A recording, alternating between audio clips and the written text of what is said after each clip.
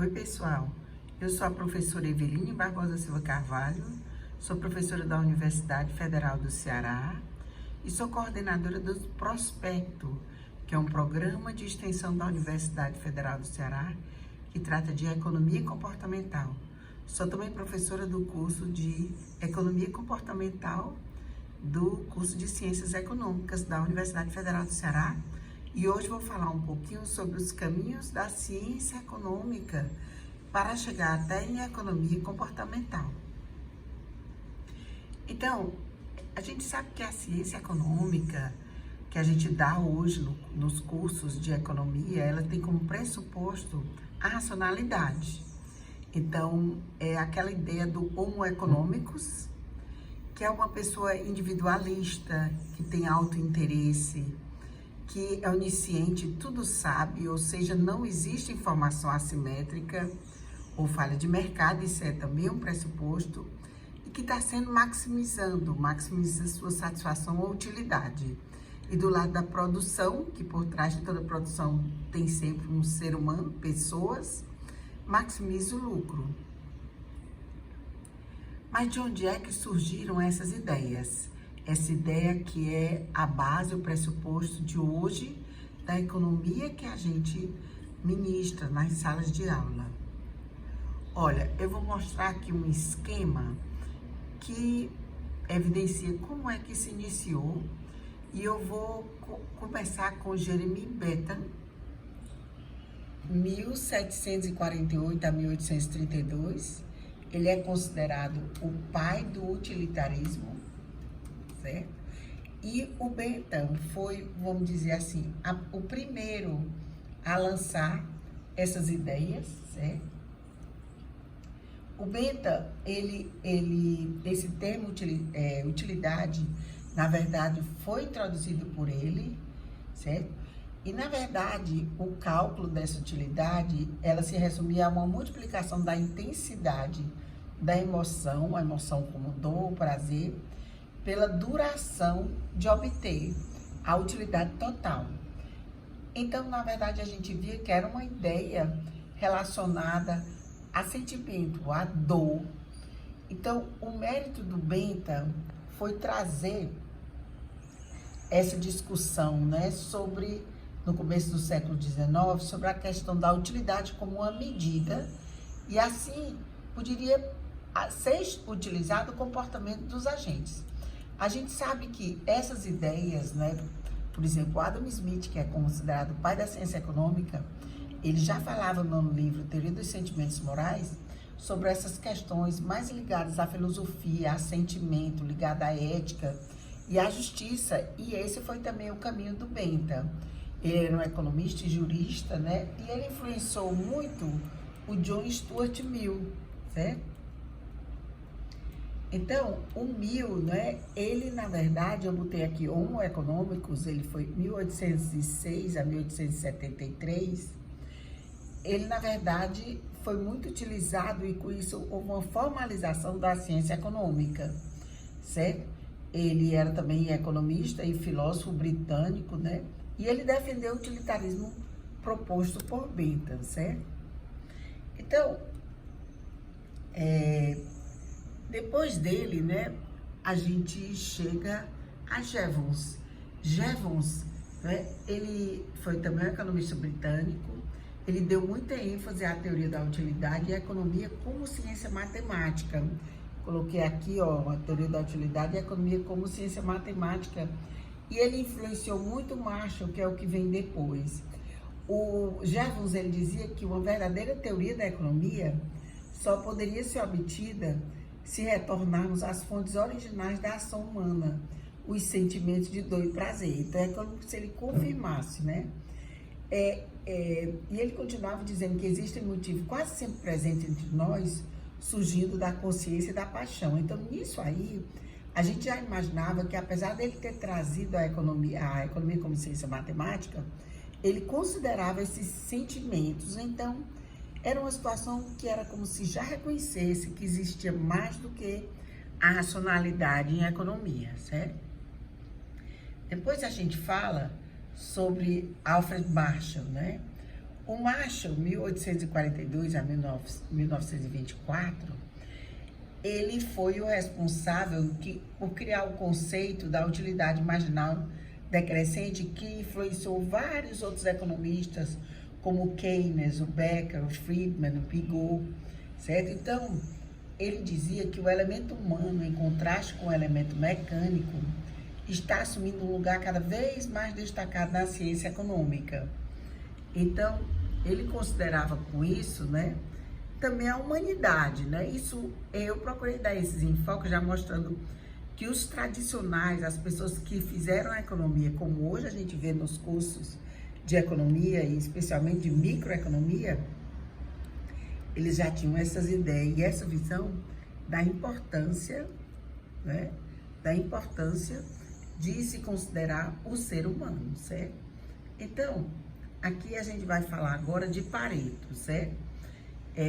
Na verdade, o Marshall, ele é responsável pela revolução, chamada Revolução Marginalista, que essa chamada revolução, ela mudou a compreensão da utilidade da década de 1870, certo? Ele dizia que a ideia era que o mais importante do que o conceito de utilidade total, que era fundamental para o pensamento normativo, né, como deve ser, era mais importante o pensamento de utilidade marginal para análise econômica, certo? E ele dava ênfase para fazer essa análise na compreensão de utilidade ordinal, que a gente vai já falar, certo? Então, o pensamento, na verdade, normativo, como deveria ser, tem essa ideia e se preocupa com o juízo de valor a respeito do resultado. Já o pensamento positivo é o que certo? E esse, então, o conceito de utilidade, a partir desse momento, ele evoluiu na teoria econômica moderna de uma entidade psicofísica, como eram as abordagens anteriores, de prazer e insatisfação, para uns conceitos mais abstratos de preferência, certo? E aí, o processo tomou dois rumos distintos, o ordinalismo e o cardinalismo, certo? Na verdade, a utilidade ordinal é uma forma de descrever as preferências do consumidor. Já a utilidade ordinal mede a utilidade de uma maneira precisa, certo? E a utilidade ordinal, ela surge mesmo com o Pareto, esse 1848 a 1920, de 23, certo? O Pareto, ele era um sociólogo e economista italiano, foi contemporâneo de Marshall e deixou muito clara a noção de preferência com o emprego ordinal de bem-estar, certo? E assim ele generalizou a teoria da utilidade, certo? Então, a partir do ordinalismo, né, que substituiu essa noção antiga de utilidade do prazer, tinha essa escala de preferências, certo? E tinha os axiomas, a completude, a transitividade, que são a base, né? Os parâmetros nos quais a gente faz as análises econômicas, certo? Depois, né, do Pareto, certo?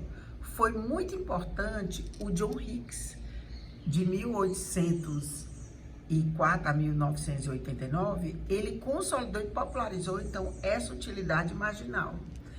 E Samuelson, 1915 a 2009, ele introduziu o conceito de teoria da preferência revelada. Para Samuelson, uma teoria moderna do consumidor, ela deveria ser livre do conceito de utilidade e se basear em preferências do consumidor, que são reveladas por seus hábitos de compra, certo? O Samuelson foi um economista americano, né? E depois, né, na verdade, essa teoria da preferência revelada, ele considerava isso, né, em que as pessoas, perante duas cestas básicas de bens, por exemplo, X e Y, ela seria revelada por meio de uma escolha de uma determinada preferência. E era baseado naqueles axiomas de X ser preferível a Y de forma consistente, certo? Então, com isso, ele se descolava mais da ideia de utilidade, certo? Essa teoria da preferência revelada. certo? Então, nós vamos passar agora, né, da teoria da preferência, nós vamos falar agora do que veio depois disso, que foi John von Neumann, certo? Que deu as ideias de utilidade cardinal, certo? Ele surgiu depois da Revolução Marginalista de Alfred Marshall, né? E desenvolveu a teoria da utilidade esperada. O Neumann era um matemático húngaro e o Morgenstern era economista austríaco. E eles dois lançaram as bases da teoria do jogo e da escolha sob incerteza. Foi muito importante porque eles lançaram essas ideias de incerteza, certo? Então, essa teoria da utilidade esperada, ela tinha como propósito modelar o processo de tomada de decisão em situações de risco. E isso fez com que viesse mais para próximo essas análises da teoria econômica, mais próximo da nossa realidade, certo? Então, a teoria da utilidade esperada também ela recardinalizou a concepção de utilidade, porque a concepção de utilidade ordinal ficava prejudicada quando era preciso conhecer, por exemplo, a intensidade das preferências e também decisões de risco, certo?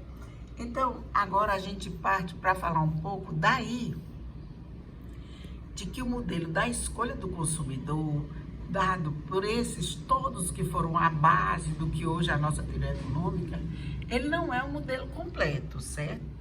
Na verdade, muitas escolhas não parecem ser racionais, e a economia comportamental, que surgiu basicamente, né, apesar de já ter essas ideias iniciais que a gente percebe por fora, né, assim como base de alguns pensadores, né, esses que foram citados, a gente vê que ela não é, a teoria tradicional não é completa, e a economia comportamental, ela mostra como os consumidores realmente fazem escolha. Essa ênfase foi dada principalmente pelo Kahneman e o Tversky, que ganharam o Prêmio Nobel em 2002, e utiliza muitos insights da psicologia, certo? Então, na verdade, a grande diferença entre a economia tradicional, dada hoje nas escolas de economia, é que a teoria convencional, as preferências, elas existem, elas são pré-existentes. E na economia comportamental, as preferências são descobertas a partir de escolhas. Então, era isso que eu ia falar para vocês. Espero que vocês tenham gostado. Um abraço a todos.